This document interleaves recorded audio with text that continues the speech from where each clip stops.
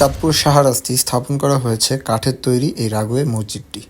আজকের ভিডিওতে আপনাদেরকে দেখানোর চেষ্টা করব এই মসজিদটির প্রধান সৌন্দর্য এবং এই মসজিদটি চাঁদপুর কোথায় অবস্থান করছে, কিভাবে যাবেন, সকল বিস্তারিত।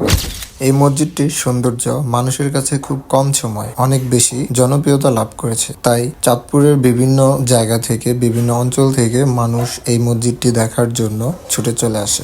কাঠের তৈরি এই মসজিদটি আপনার কাছে কেমন লাগছে অবশ্যই কমেন্ট করে জানাতে ভুলবেন। যারা যারা এই মসজিদটি সম্পর্কে বিস্তারিত জানতে চান তাদের জন্য আজকের এই ভিডিওটি। সো চলুন কথা না বাড়িয়ে আজকের এই ভিডিওটি শুরু করি।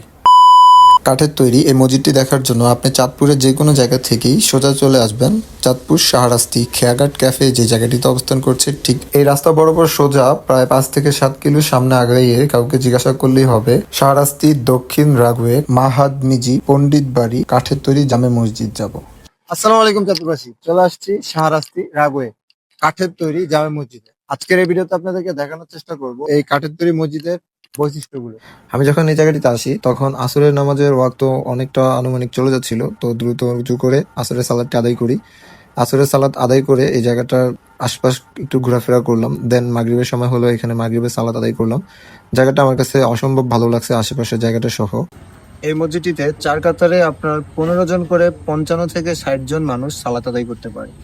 আর আমরা এখানে এসে আসরের নামাজ আদায় করলাম। জায়গাটাতে নামাজ পড়ে অনেক বেশি শান্তি অনুভব করলাম।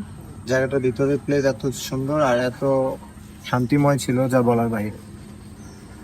এই মসজিদের মালিক পক্ষ দেখুন মসজিদের সৌন্দর্য এত সুন্দর করে বৃদ্ধি করেছে, পুরো রাস্তায় বাতি দিয়ে আপনার রাস্তাটা এত সুন্দর আলোক সজ্জাভাবে সাজিয়েছে। দেখুন একবার এই পাশ থেকে এই পাশ অনেক দূর, এবং মসজিদের চারপাশে তো সুন্দর সুন্দর বাতি রয়েছেই।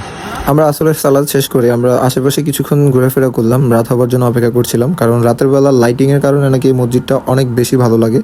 আসলেই সত্যি কথা, আপনার নিজ চোখেই তার প্রমাণ দেখতে পাচ্ছেন। এই মসজিদটা লাইটিং সেক্টরে এত সুন্দরভাবে লাইটিংগুলো সাজিয়েছে, যা লাইটিংয়ের কারণে মসজিদের সৌন্দর্য অনেক অনেক বৃদ্ধি করে দিয়েছে। তো আমার কাছে দিন ও রাত দুইটা সময় আমার কাছে মসজিদটা অনেক বেশি ভালো লাগছে, আর মসজিদটাতে নামাজ পড়ে অনেক শান্তি অনুভব করছি।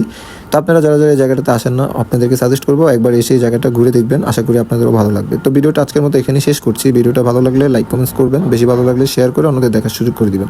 তো সবাই ভালো থাকবেন, সুস্থ থাকবেন। আল্লাহ হাফেজ, আসসালামু আলাইকুম।